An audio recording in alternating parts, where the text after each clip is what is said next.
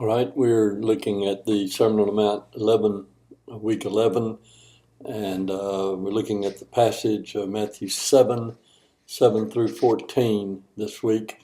You have two assignments, all individual assignments this week, and the Wednesday assignment is due by midnight on Wednesday in assignments on the blackboard. And the first assignment is, of course, to translate the passage and then post it on assignments. Be sure to translate the passage as you normally do, following the rubric that is available in your syllabus and in your on Blackboard in course documents.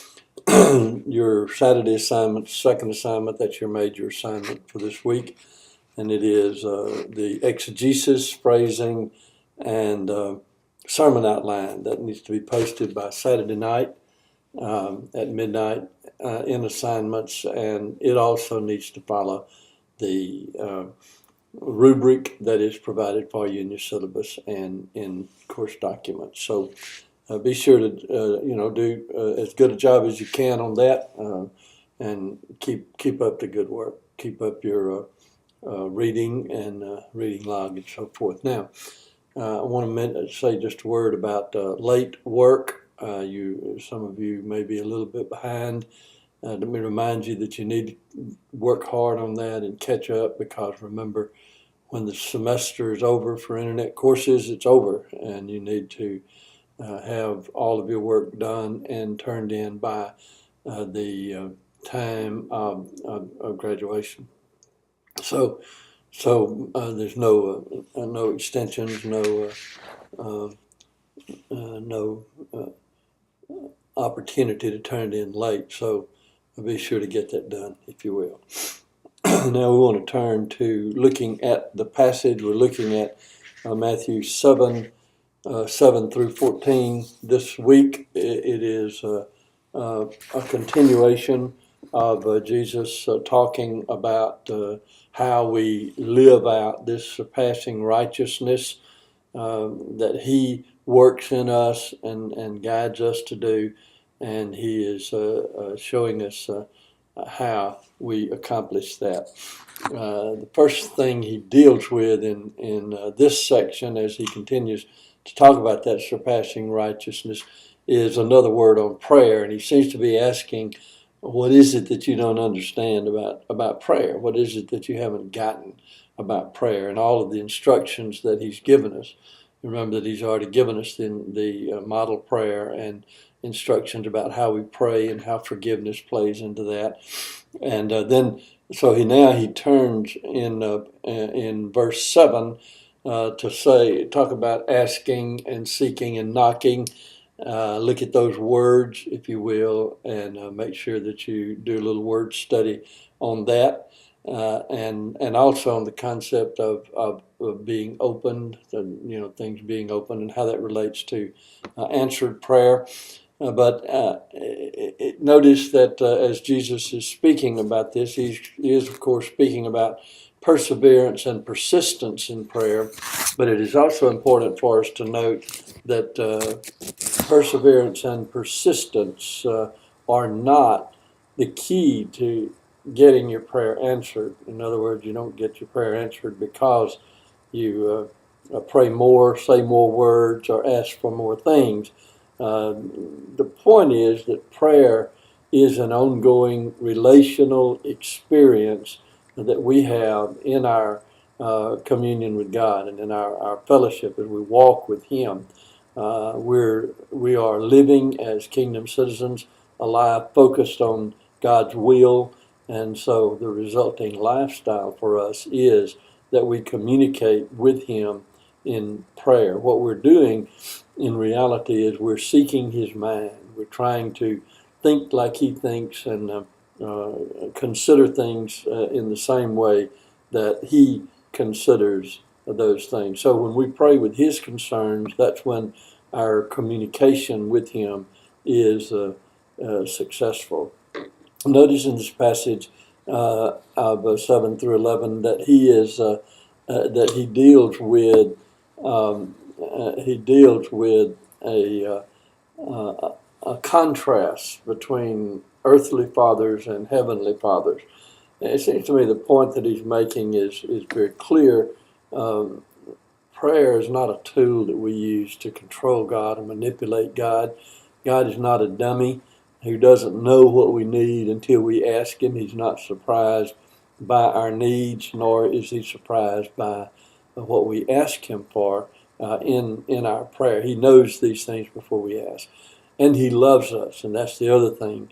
And that's the point that he's making here. If you, as an earthly father, love your children enough to give them the best things, how much more do you think God is going to do that for us?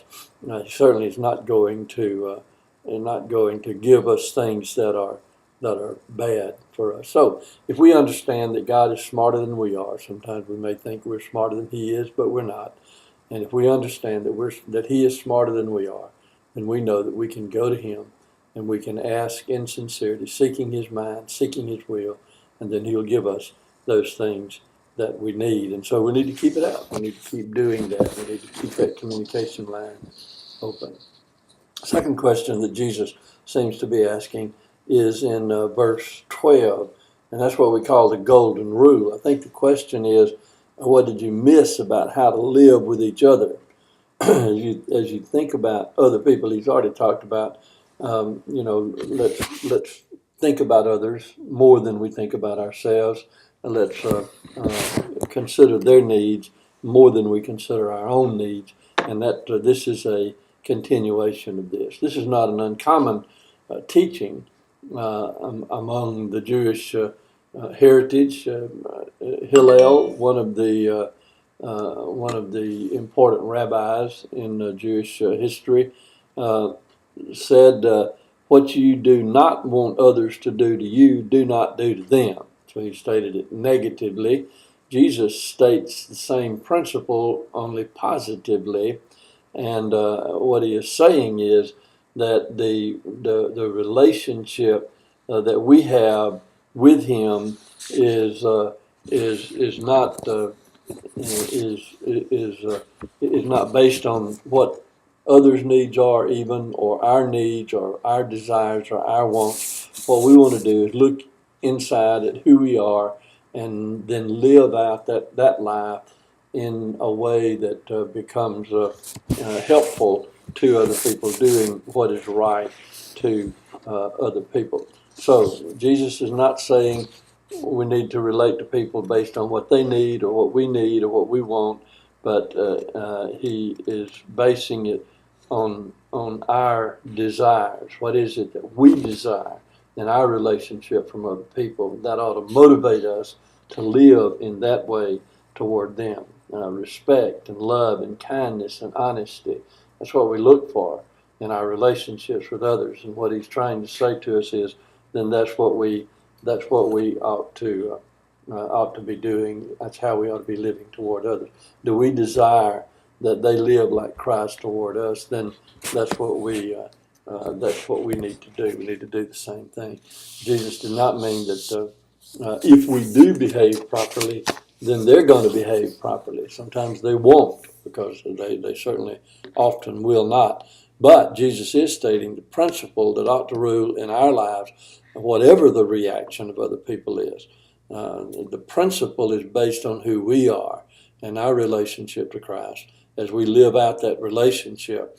And so we behave toward people, living out this surpassing righteousness that he's working in us in a way that would be pleasing to us and, of course, would be pleasing to Christ as always. We must always remember and teach others as well in our teaching to understand that the action of our lives is not a reaction to other people, but it's an action that comes out of who we are. Our behavior comes from this attitude of love for God that we have in our hearts. And then, of course, the result is love for a man as well. So if we could just learn this lesson of the golden rule, certainly men and businesses and nations and families and all of us certainly could be living a much more productive life in the way that we live.